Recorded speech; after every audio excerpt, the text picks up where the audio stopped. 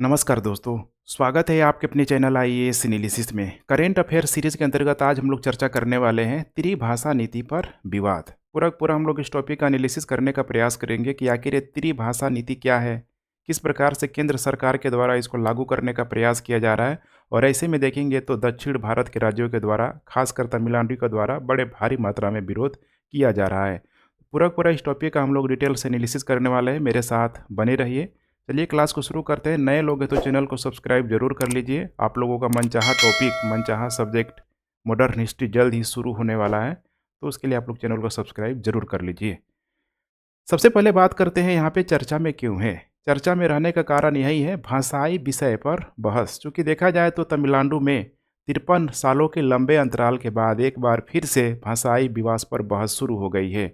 मुख्यमंत्री MK Stalin ने पूरी तरीके से स्पष्ट कर दिया है कि वो राज्य में नई शिक्षा नीति को लागू किसी भी कीमत पर होने नहीं देंगे, क्योंकि केंद्र सरकार के द्वारा तमिलनाडु में हिंदी थोपने का प्रयास किया जा रहा है और इसके लिए हम लोग एक और भाषाई युद्ध लड़ने के लिए पूरी तरीके से तैयार हैं। यहाँ तक कि अभिनेत्री और भाजपा नेता रंजना नचनियार ने भी 3 भाषा नीति का पूरी तरीके से विरोध करते हुए अपने पार्टी से इस्तीफा दे दिया है।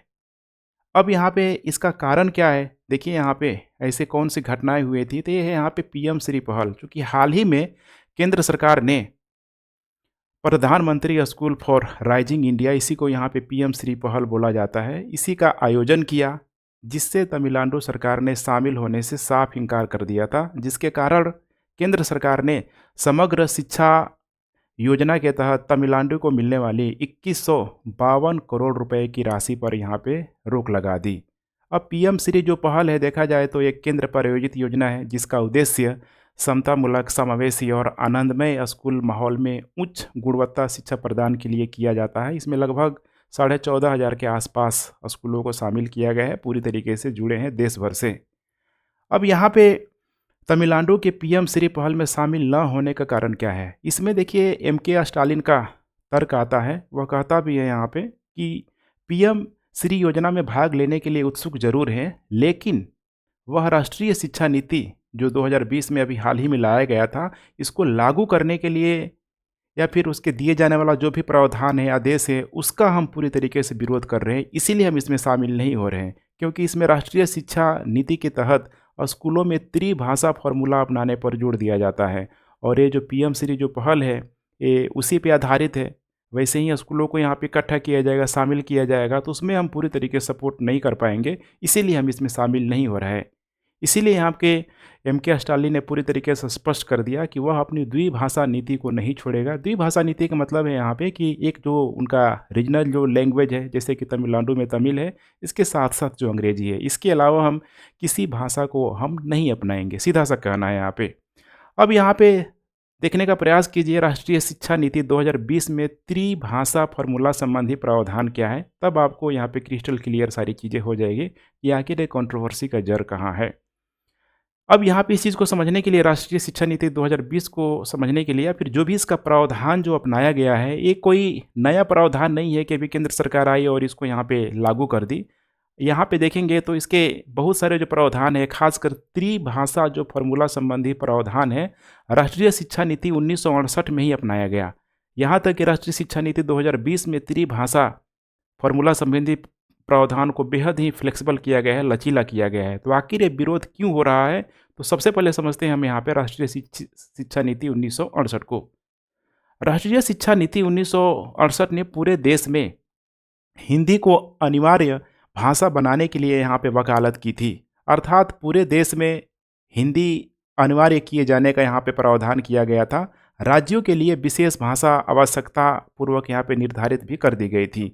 इसके तहत यहाँ पे देखा जाए तो हिंदी भाषा राज्यों को, ध्यान से देखिए, जो भी नॉर्थ स्टेट यहाँ पे जो भी है, यहाँ पे इनको हिंदी, अंग्रेजी और इसके साथ साथ एक आधुनिक भाषा, मुख्यतः कोई दक्षिण भारतीय भाषा पढ़ाना आवश्यक था। जो भी टीचर है, जो भी स्कूल है, जो भी सरकार है, इसका मतलब हिंदी अंग्रेजी के साथ साथ कोई एक दक्षिण भारतीय भाषा को भी पढ़ाना आवश्यक था। इसके जस्ट यहाँ पे किया गया, साउथ में भी किया गया कि जो भी गैर हिंदी भाषाई जो भी राज्य है, जैसे कि दक्षिण भारत, यहाँ पे देखेंगे तो स्थानीय क्षेत्रीय भाषा के साथ साथ हिंदी एवं अंग्रेजी पढ़ाने की भी यहाँ पे अपेक्षा की गई थी। लेकिन हुआ क्या, क्षेत्रीय भाषा और अंग्रेजी को यहाँ पे शामिल किया गया दक्षिण भारत के राज्यों में। किसी भी राज्य में जाइए, 4-4 जो राज्य, अभी तो 5 हो चुका है, चाहे वो तमिलनाडु की बात करें, तेलंगाना की बात करें, कर्नाटक है, केरला है, आंध्र प्रदेश है, तो वहाँ पे देखेंगे तो क्षेत्रीय भाषा को तो यहाँ पे बढ़ावा दिया गया, अंग्रेजी को भी बढ़ावा दिया गया, लेकिन हिंदी को लेके यहाँ पे देखेंगे तो कोई बड़ी पहल यहाँ पे नहीं की गई थी।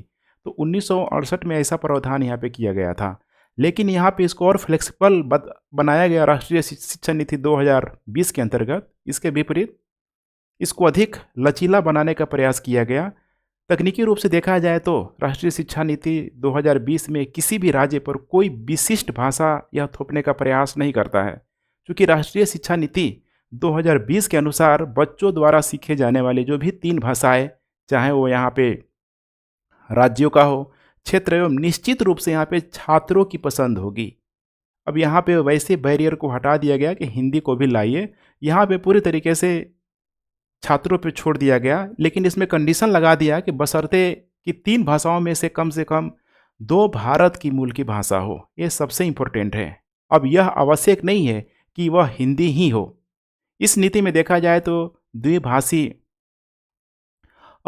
शिक्षण, विशेष रूप से स्थानीय भाषा हो गया, मातृभाषा हो गया, और अंग्रेजी पर भी पूरी तरीके से बल दिया गया। हालांकि वह हिंदी ही हो, ये यहाँ पे ज़रूरी नहीं हो। ऐसे में देखा जाए तो दक्षिण भारत, खासकर तमिलनाडु में हिंदी को थोपा नहीं जा रहा है राष्ट्रीय शिक्षा नीति 2020 के तहत, बल्कि यह वैकल्पिक रूप से बनाया जा रहा है कि आप यहाँ पे लागू कर सकते हैं, आप बिल्कुल आज़ाद है, आप पे थोपा नहीं जा रहा है। ऐसे में फिर यह प्रश्न उठता है कि फिर यह विरोध क्यों हो रहा है, क्या ये विरोध पूरी तरीके से इलॉजिकल है? तो आइए हम लोग इसको समझने का प्रयास करते हैं। तमिलनाडु द्वारा विरोध के कारण देखेंगे तो आज़ादी के पहले से ही यहाँ पे तमिलनाडु ने लंबे समय से हिंदू थोपने का, मतलब हिंदी भाषा को थोपने का विरोध किया है। जैसे कि अगर आज़ादी के पहले की बात करें, 1937 में ही इन लोगों के द्वारा विरोध किया गया था। चूँकि देखा जाए वर्ष 1937 में मद्रास में उस समय सी राजा गोपालाचारी काफ़ी अच्छा खासा नाम बन चुके थे, इन्हीं को राजा जी बोला जाता है, ठीक है। तो सी राजा गोपालाचारी के द्वारा भी माध्यमिक विद्यालयों में, ध्यान रखिएगा, जो मिडिल स्कूल है वहाँ पे हिंदी को अनिवार्य विषय बनाने का प्रस्ताव रखा गया था। एक वैकल्पिक नहीं, एक मैंडेटरी विषय बनाने पर प्रस्ताव रखा गया था, जो जस्टिस पार्टी ने उसका पूरी तरीके से विरोध किया। इतने बड़ी मात्रा में उस पार्टी के द्वारा विरोध किया गया कि इसमें 2-2 लोगों की मृत्यु हो गई, जिनका नाम है थलामुथु और नटराजन। अब इसके बाद से राजा गोपालाचारी ने इस्तीफा दे दिया और ब्रिटिश सरकार ने पूरी तरीके से, ठीक है, आदेश को भी वापस ले लिया था। आगे चल के 1965 में आज़ादी के बाद से फिर विरोध होगा, क्योंकि पूरे भारत में हिंदी को एकमात्र आधिकारिक भाषा के रूप में अपनाने के समय सीमा बिल्कुल ही नज़दीक आ गई थी। खासकर उसको देखेंगे तो संविधान जब लागू हुआ उसके बाद से ही ये प्रावधान चल रहा था। भाषाई विवाद आपको याद होगा, आंध्र प्रदेश में काफ़ी लंबे समय तक चला था। तो उस समय भी देखा जाए तो तमिलनाडु में हिंसक विरोध प्रदर्शन वहाँ पे हुआ ही हुआ था। इसके अलावा आगे चल के देखेंगे तो संसद द्वारा आधिकारिक भाषा संशोधन अधिनियम 1967 और आधिकारिक भाषा प्रस्ताव 1968 लाया गया, और इसके दौरान भी देखेंगे तो दक्षिण भारत के राज्यों में यहाँ पे आंदोलन शुरू हो गया। इसी दौरान जो वहाँ की पार्टी थी, डीएमके जो पार्टी थी, द्रविड़ मुनेत्र कनकम, इस पार्टी ने सरकार के जो एक प्रस्ताव पूरी तरीके से पारित करके त्रिभाषा फॉर्मूले को समाप्त करने और तमिलनाडु के स्कूलों में पाठ्यक्रम से हिंदी को हटाने के लिए पूरी तरीके से आह्वान कर दिया। तभी से देखेंगे तो इस राज्य ने तमिल एवं अंग्रेजी पढ़ाने के साथ साथ अपनी द्विभाषीय नीति को पूरी तरीके से जारी रखा है और हिंदी को बिल्कुल पूरी तरीके से किनारा कर दिया है। इसीलिए यहाँ पे देखेंगे ना, यहाँ पे तो राष्ट्रीय शिक्षा नीति 2020 को जब लाया गया तो 2019 में ही यहाँ पे कस्तूरी रंजन समिति के द्वारा इन सारी घटनाक्रमों को देखते हुए बताया गया कि भाई थोपा नहीं जाएगा, इसको यहाँ पे वैकल्पिक बना देते हैं, मन करे तो लोग लागू करें, मन करे तो लोग यहाँ पे लागू नहीं करें। अब इसके पीछे तमिलनाडु सरकार का यहाँ पे तर्क है कि भाई क्यों हम लागू नहीं करते हैं। तमिलनाडु सरकार त्रिभाषा फार्मूला को हमेशा से, अर्थात हिंदी को थोपने का प्रयास मानती है केंद्र सरकार के द्वारा, कि उत्तर के द्वारा यहाँ पे दक्षिण में खासकर तमिलनाडु में इसको थोपा जाता है। अब इसमें तमिलनाडु सरकार का जो आर्गुमेंट है, वो कहती है कि व्यवहार में त्रिभाषा फॉर्मूले के कार्यान्वयन से वस्तुतः हिंदी को बढ़ावा मिलेगा, सिर्फ और हिंदी को बढ़ावा मिलेगा। और अपने क्षेत्र में पूरे पूरे अगर तमिलनाडु में यहाँ पे अगर हिंदी को बढ़ाना है, हिंदी भाषा को अगर आगे लेके जाना है, तो इसके लिए बड़े मात्रा में रिसोर्सेज की ज़रूरत पड़ेगी, संसाधन की ज़रूरत पड़ेगी, जिसमें जो भी यहाँ पे मटेरियल है, कंटेंट है, टीचर है अच्छे-अच्छे, तभी तो स्कूलों में पढ़ाया जाएगा। और हमारे पास इतना रिसोर्सेज नहीं है कि हम इसको खुद से करके यहाँ पे इम्प्लीमेंट कर सकें। हालांकि देखा जाए तो वर्ष 2019 में केंद्रीय बजट में गैर हिंदी भाषी राज्यों में हिंदी शिक्षकों की नियुक्ति के लिए 50 करोड़ रुपए आवंटित किया गया। तो इस तरह का आर्गुमेंट अगर दिया जा रहा है तो बहुत ठोस आर्गुमेंट नहीं माना जा रहा है, क्योंकि पहले से उनका जो माइंडसेट है, परसेप्शन है, वो तो यहाँ पे क्रिएट कर दिया गया है कि हिंदी यहाँ पे लाना ही लाना नहीं है। इसके अलावा देखा जाए तो और भी बहुत सारे आलोचकों के द्वारा यह भी तर्क दिया जाता है कि केंद्र सरकार की यह कार्रवाई क्षेत्रीय भाषाओं को कुचलने का कार्य कर रही है, क्योंकि उत्तर के क्षेत्र में देखा जाए तो दक्षिण के भाषा को तो नहीं पढ़ाया जा रहा है, प्रमोट नहीं किया जा रहा है। अब यही है ना कि हिंदी को उत्तर दक्षिण में पूरी तरीके से डिवाइड कर दिया गया है, बांट दिया गया है, लेकिन सिर्फ हिंदी भाषा को लागू करने के लिए सरकार बजट तक आवंटन कर रही है। तो वैसे में ज़रूरी है कि हमारी भी भाषा को दक्षिण में लागू उत्तर में लागू किया जाए। तो वैसे देख रहे हैं यहाँ पे जो आरोप प्रत्यय का दौर यहाँ पे पूरी तरीके से चलते रहता है। लेकिन फाइनली वही है कि कब तक चलता रहेगा। भाषाई विवाद को लेके जब भारत आज़ाद नहीं हुआ था तभी से विवाद चल रहा था, कितने लोग इसमें मारे भी गए। आज भी देखा जाए तो उत्तर और दक्षिण का जो बाउंड्री है हमेशा से बना हुआ है, तो इसको ब्रेक करना पूरी तरीके से ज़रूरी है। इसीलिए यहाँ पे आगे के रास्ता या फिर निष्कर्ष के रूप में आप ज़रूर समझ सकते हैं, बता सकते हैं कि देखिए किसी भी समस्या का जो समाधान संवाद और समझौता ही होता है। और केंद्र और तमिलनाडु सरकार के बीच अगर रचनात्मक वार्ता हो, हालांकि इतना आसान नहीं है क्योंकि केंद्र में किसी और की सरकार है, तमिलनाडु में किसी और की सरकार है, तो समस्या तो बनेगी बनेगी। हालांकि इसमें वार्ता बहुत ज़रूरी है, इसके साथ साथ व्यवहारिक समाधान भी पूरी तरीके से ज़रूरी है।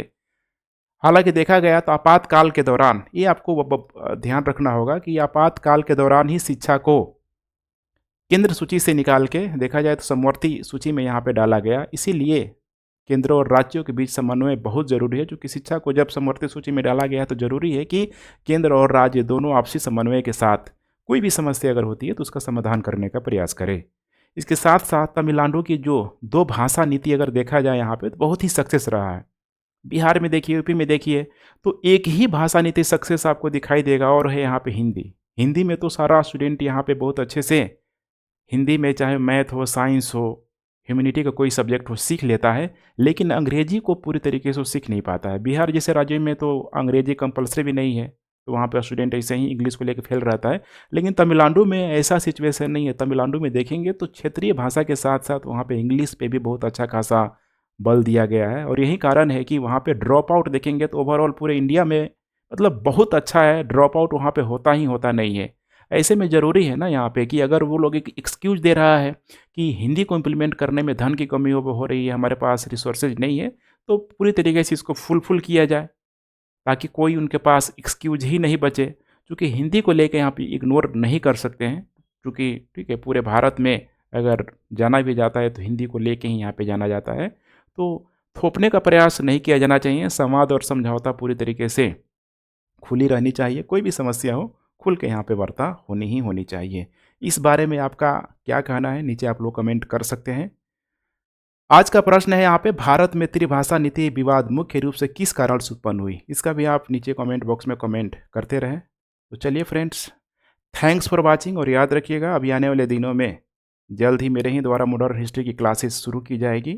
तो वीडियो को अधिक से अधिक शेयर, सब्सक्राइब, कमेंट करते रहें। Thanks for watching. PDF के लिए टेलीग्राम चैनल ज्वाइन कर सकते हैं।